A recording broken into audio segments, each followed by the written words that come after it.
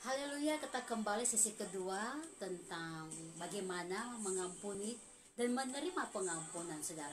Ada beberapa cara penyembuhan luka hati yang saudara mungkin alami sehingga saudara susah untuk mengampuni. Kita mau berjalan dengan hidup yang penuh bahagia. Kita ingin berjalan dengan setiap sikap hati yang menerima berkat Tuhan. Saya percaya tidak ada orang yang berdoa minta diberkati tapi dia menolak berkat. Tidak ada. Saya percaya semua orang waktu berdoa minta diberkati dan dia mau menerima berkat. Tapi harus cek and recheck apakah tanah hati kita ini tanah hati yang subur, yang baik, yang bersih sehingga bisa menerima berkat Tuhan. Karena di dalam Matius 6 ayat 14 tadi berkata, kalau engkau mengampuni kesalahan orang, Bapamu juga akan mengampunimu. Sangat sederhana. Jadi Tuhan ingin kalau saudara dan saya sudah menerima kasih karunia Tuhan, diampuni, kita nggak punya hak untuk menyimpan kepahitan. Kita nggak punya hak rupanya untuk membela diri kita. Seberapa sakit yang engkau rasakan, sebenarnya rasa sakit itu yang harus diselesaikan. Ya saudara, rasa sakit. Jadi sikap itu adalah dari kita sendiri, bukan dari orang sebenarnya. Nah, Tuhan ingin saudara diberkati. Ada beberapa cara menyembuhkan rasa hati yang pahit atau luka batin ini. Ada beberapa hal. Yang pertama, sadarilah bahwa kita sedang terluka. Jadi kalau saudara merasa terluka, jangan melarikan diri untuk pelarian-pelarian yang sebenarnya saudara membiarkan, lalu saudara berkata biarkan aja waktu yang akan menyelesaikan. Gak pernah waktu selesaikan. Tuhan kasih saudara waktu untuk justru saudara yang menyelesaikan. Jadi mari sadari kalau saudara terluka, saudara minta sama Roh Kudus, berikan saya kekuatan untuk bisa menghadapi semua dan selesaikan semua. Berlakulah jujur di hadapan Tuhan.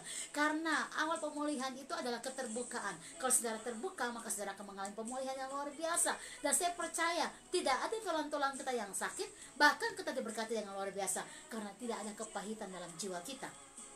Sekali lagi, kadang-kadang kesombongan kita, hati kita yang kita batasi, itu yang membuat kita nggak bisa melihat dan melepaskan ya pengampunan kepada orang.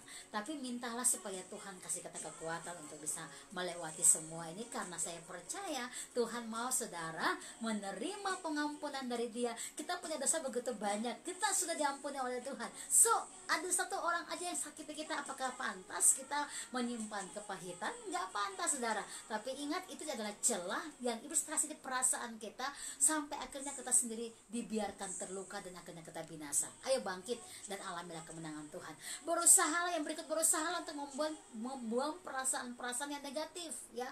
Seperti apa? Kekesalan, kebencian, ada pemberontakan, ada ingin balas dendam. Berusahalah untuk buang itu saudara. Berusaha. Nah, sikap berusaha itu akan mampukan saudara untuk alami kesembuhan. Ya, jadi kesembuhannya adalah langkah saudara untuk harus bisa memberikan ruang untuk kembali belajar melihat ke dalam firman, sehingga firman mengambil bagian dalam hati saudara. Yang berikut, katakan dengan tegas dalam hati saudara, saya mau mengusir semua kebencian, saya mau mengusir semua kekesalan, saya mau membuang semua amarah, saya mau membuang semua yang namanya rasa kecewa dan sakit yang dalam. Ini sikap hati yang harus ditegaskan dalam roh saudara, sehingga saudara bisa hidup dalam kemenangan yang dahsyat. Yang berikut, alamilah sukacita di dalam Tuhan. Artinya, mengapa kita bisa bersukacita di dalam Tuhan? Karena kita ingat, oh Tuhan, aku punya dosa begitu banyak, dosa keturunan, dosa segala macam, dosa diriku sendiri, tapi aku udah diampuni oleh Engkau. Nah, itu yang membuat saudara bersukacita, bukan? Nah, kalau sudah mengalami sukacita, jangan biarkan iblis mengambil sukacita itu dengan membiarkan engkau untuk marah atau benci dengan situasi atau kata-kata orang yang membuat engkau terluka, atau ada langkah-langkah tindakan orang membuat saudara terluka, harus dibuang. Kenapa? Ingat aja, engkau sudah menerima pengampunan Tuhan dan engkau harus penuh dengan sukacita ilahi. Sebab sukacita memiliki kekuatan yang dahsyat untuk menyembuhkan luka batin kita. Apa itu? Hati kita yang gembira adalah obat yang manjur saudara. Jadi hati gembira, kenapa? Karena sudah menerima pengampunan Tuhan ya. Yang berikut, apa yang Tuhan ingin saudara dan saya lakukan? Berilah pengampunan kepada orang yang melukai kita. Sangat sederhana. Ada waktu yang Tuhan kasih, ini kesempatan kita untuk jangan pernah membuang langkah di mana Tuhan lagi tarik kita untuk diberkati. Nah, jadi hal yang paling sulit memang adalah kita harus melakukan yang tidak suka kita lakukan. Ya makanya Alkitab katakan gini, kalau engkau mengasihi orang yang mengasihimu, apalah nilainya? Karena orang yang gak kenal Tuhan juga melakukan hal yang sama.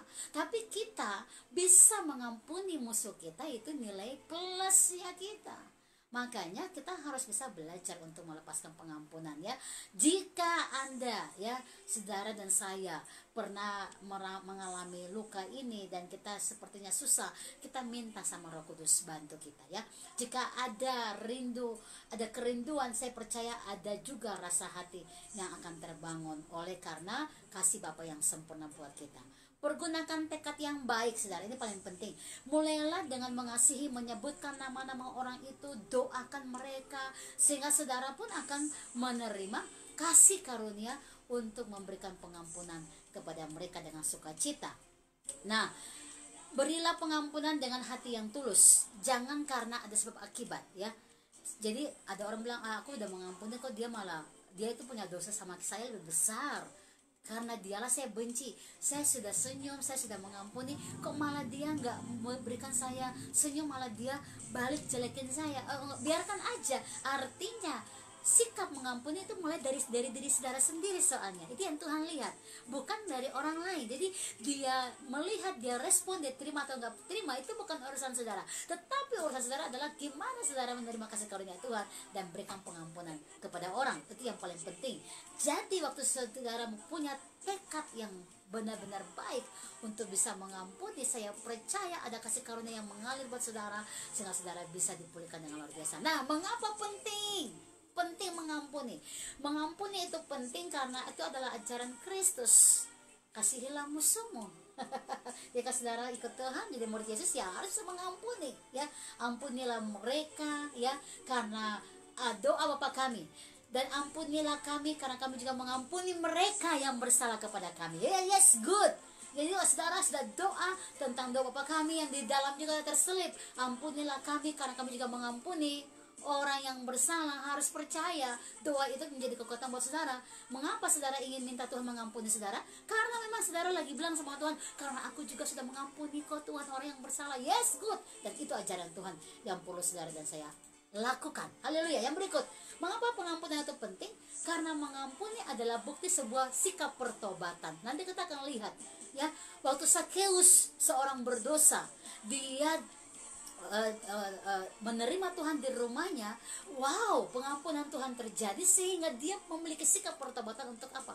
Mengembalikan apa yang dia curi dari orang, dia kembalikan berlipat kali ganda. Itu satu sikap yang luar biasa. Tapi kita akan belajar nanti setelah ini. Nah, apa yang perlu dilakukan? Mengapa penting mengampuni, saudara? Sebab mengampuni adalah sebuah kesaksian bahwa kita sudah menerima pengampunan Tuhan. Itu saudara. Jadi bagaimana saudara bisa bersaksi tentang kasih Tuhan? Ya belajar mengampuni orang yang bersalah. Kita nggak pernah mintakan si A si B ini baik sama saya, tapi jika ada orang yang tidak baik sama saudara, belajarlah mengampuni dengan kasih Bapa ya. Haleluya. Sebab mengampuni adalah cara untuk kita menyelesaikan masalah atau konflik berikutnya yang akan terjadi lagi. Nah, berarti kalau akar ini nggak diputus, maka akan merambat ke akar-akar yang lain ya. Jadi hati-hati dengan sakit hati, hati-hati dengan kepahitan saudara. Karena kalau itu akar gak diputuskan, maka akan merambat kepada hal-hal yang lain sampai saudara akhirnya menderita di dalamnya ya. Nah, mengapa penting mengampuni? Sebab mengampuni adalah sesuatu yang mendesak, yang harus dilakukan. Bukan tunggu nanti sajalah, nanti waktu yang akan menyelesaikan. No, tetapi itu adalah tekad yang harus dilakukan, sangat mendesak. Mengapa? Karena kalau kita tidak mengampuni orang, maka kesalahan dosa-dosa orang itu pun akan kita tanggung kalau kita sudah tahu kebenaran saudara ya. Nah, makanya kita juga bilang kalau ada orang yang bersalah, kamu tahu dia yang dia salah, kamu harus yang benar memberitahu kepada dia sehingga dia boleh tinggalkan salahnya dia. Ataupun kalau dia nggak terima, engkau sudah melepaskan dosanya dari saudara. Artinya Tuhan ingin saudara mengerti bahwa ini adalah tanggung jawab kita dimenangkan dan kita untuk memenangkan orang lain. Kita diselamatkan untuk menyelamatkan orang lain. Kita menerima pengampunan untuk mengampuni orang lain. Nah, berikut, jangan tunda-tunda, karena memang kasih Bapa itu sempurna. Apakah Tuhan bilang kita kasihnya dia tunda-tunda? Tidak. dia berikan dengan segera, karena dia tahu ini waktunya untuk dia selamatkan kita. Makanya dia nggak pernah tunda, dia nggak pernah meminta juga saat engkau dulu mengasihi dia dulu baru dia mengasihi saudara. Tidak, dia mengasihi engkau tanpa syarat. Itulah kasih agape yang sempurna. Nah, oleh karena itu kepahitan itu akan semakin merajalela kalau saudara tidak melepaskan sekarang. Bagaimana hidup dalam kemenangan, ya. Oke, nah kita sekarang lanjut ke berikutnya, saudara. Apakah saudara ingin terlepas dari kepahitan atau luka batin? Yes, kalau saudara ingin melakukan atau terlepas dari yang namanya kepahitan, luka batin, maka berilah pengampunan kepada orang yang menyakiti saudara, ya. Temukanlah damai sejahtera, temukanlah sukacita, temukanlah kekuatan yang berlimpah untuk menjalani hidup karena engkau mengampuni. Saya kembali ke Matius 6 ayat 15 dan 16. Matius 6 ayat 15 dan 16. Karena jikalau kamu mengampuni kesalahan orang, Bapamu yang di sorga akan mengampuni kamu juga. Tetapi jikalau kamu tidak mengampuni kesalahan orang, Bapamu juga tidak akan mengampunimu. Sederhana, Tuhan mau saudara dan saya mengalami kelimpahan. Nah, lihat berkat di balik mengampuni. Ini luar biasa.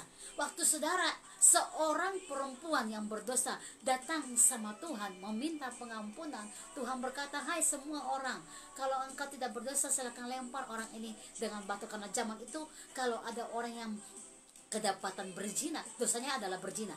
Dan kalau ada kedapatan seorang berzina, maka orang itu gak boleh langsung dibunuh, tapi disiksa dulu, dilempari dengan batu. Baru setelah itu, ya, semua orang akan pergi karena sudah meninggal. Nah, makanya Tuhan berkata, siapa yang tidak berdosa silakan lempar perempuan yang berdosa ini dengan batu. Tak seorang pun yang melempar, karena mereka tahu semua mereka berdosa. Lalu Tuhan berkata, aku pun tidak akan menghukum kamu.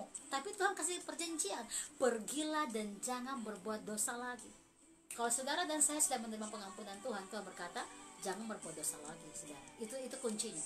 Kalau sudah terima pengampunan Tuhan, jangan berbuat dosa lagi. Ini paling penting. Ya, kita lihat berkat di balik mengampuni. Ya, waktu saudara juga menerima pengampunan Tuhan, kita lihat, berkat Tuhan mengalir luar biasa dalam hidup kita. Kenapa? Nggak ada lagi dosa-dosa yang menghalangi berkat Tuhan mengalir. Nah, tetapi kalau kita tidak mengampuni orang lain, nah ini bahaya. Nah, sekarang kita belajar melihat berkat dari mengampuni dan diampuni. Ayub, kita lihat dari contoh Ayub, ya saudara. Ayub diberkati berlimpah-limpah setelah mendoakan musuh-musuhnya. Kita baca dalam kitab Ayub pasal 42 ayat yang ke-10, ya. Ayub diberkati berlimpah-limpah justru setelah dia berdoa untuk musuh-musuhnya. Luar biasa, saudara, ya. Kita baca Ayub pasal 42 ayat yang ke-10. Haleluya. Lalu Tuhan memulihkan keadaan Ayub setelah ia meminta doa untuk sahabat-sahabatnya. Dan Tuhan memberikan kepada Ayub 2 kali lipat dari segala kepunyaannya dahulu. Haleluya. Nah, apa kuncinya? Bukan cuma karena sekedar dia berbuat baik atau dia punya sikap yang benar di hadapan Tuhan. Tapi satu poin terpenting adalah waktu orang bersama-sama dengan dia saat dia masih kaya, dia masih punya semua-semua, dan tiba-tiba orang tinggalkan dia dan bahkan menghancurkan dia. Tapi Tuhan ingin hatinya. Apa yang dia lakukan dengan hatinya? Dia berdoa untuk musuh-musuhnya. Dan bahkan Alkitab berkata, karena doa Ayub kamu diberkati. Kita baca di ayat yang di atas, ayat yang ke-8 dan 9. Haleluya. Oleh sebab itu ambillah 7 ekor lembu jantan dan 7 ekor domba jantan, dan pergilah kepada hambaku Ayub, lalu persembahkanlah semuanya itu kepada sebagai korban bakaran untuk dirimu, dan baiklah hambaku Ayub meminta doa untuk kamu, karena hanya permintaannya lah yang kuterima, supaya aku tidak melakukan aniaya terhadap kamu, sebab kamu tidak berkata benar tentang aku seperti hambaku Ayub. Dan ini saudara, ya, ada pembelaan Tuhan karena apa? Karena memang Ayub kedapatan hidupnya benar. Yang kedua, walaupun musuh temannya ini udah menjadi musuh sama Ayub tetap memperhatikan mereka dengan positif, bahwa mereka tetap teman, sehingga dia berdoa, Tuhan ampunilah juga mereka. Ini luar biasa, sehingga Tuhan pun memberikan pengampunan kepada teman-teman Ayub, tapi kepada Ayub sendiri Tuhan memberkati dia berlipat kali ganda. Yang kedua, orang yang menerima pengampunan Tuhan atau memberikan pengampunan, dia sedang menerima kelepasan. Yohanes 8 ayat yang ke-11, saudara, kita baca. Ya, jadi kalau saudara memberi pengampunan, saudara pun akan terlepas dari semua intimidasi yang membuat saudara tertekan di situ, saudara. Ya, kita baca yuk. Yohanes 8 ayat yang ke-11. Haleluya. Jawabnya, tidak ada Tuhan. Lalu kata Yesus, aku pun tidak menghukum engkau. Pergilah dan jangan berbuat dosa lagi mulai dari sekarang. Perempuan ini waktu itu berkata, di mana mereka semua, kau tidak ada yang melempar engkau? Dia berkata, tidak ada Tuhan. Lalu Tuhan berkata apa? Aku pun tidak. Tuhan memberikan dia kelepasan, saudara. Luar biasa. Bayangkan saat dia mau dilempar dengan batu, tertekannya dahsyat, dipermalukan, diperbudak, nggak dicampak, menjadi sampah masyarakat. Tapi dia melihat ada kasih karunia Tuhan yang mengalir. Tuhan berkata, aku pun tidak, pergilah, tapi ingat, jangan berbuat dosa lagi. Jadi kalau saudara dan saya juga sudah menerima pengampunan Tuhan, Tuhan berkata, jangan berbuat dosa lagi.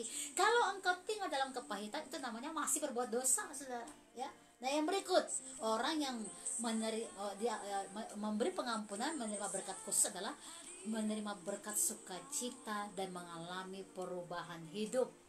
Siapakah dia? Kita baca, ini dia, Lukas 19 ayat yang ke 5-10 kita baca ya. Lukas pasal yang ke-19 ayat 5 sampai ayat yang ke-10. Haleluya. Demikianlah firman Tuhan. Ketika Yesus sampai ke tempat itu, ia melihat ke atas dan berkata, Zakheus, segeralah turun, sebab hari ini aku harus menumpang di rumahmu. Lalu Zakheus segera turun dan menerima Yesus dengan sukacita. Tetapi semua orang yang melihat hal itu bersungut-sungut, katanya ia menumpang di rumah orang berdosa. Ayat yang ke-8, tetapi Zakheus berdiri dan berkata kepada Tuhan, Tuhan, setengah dari milikku akan kuberikan kepada orang miskin, dan sekiranya ada sesuatu yang kuperas dari seorang akan kukembalikan 4 kali lipat. Kata Yesus kepadanya, hari ini telah terjadi keselamatan kepada rumah ini, karena orang ini pun anak Abraham. Sebab anak manusia datang untuk mencari dan menyelamatkan yang hilang. Nah, jadi saudara ini, waktu saudara mengampuni orang yang bersalah kepada kamu, waktu saudara menerima pengampunan Tuhan juga, lihat ini, ada sukacita, ada perubahan hidup.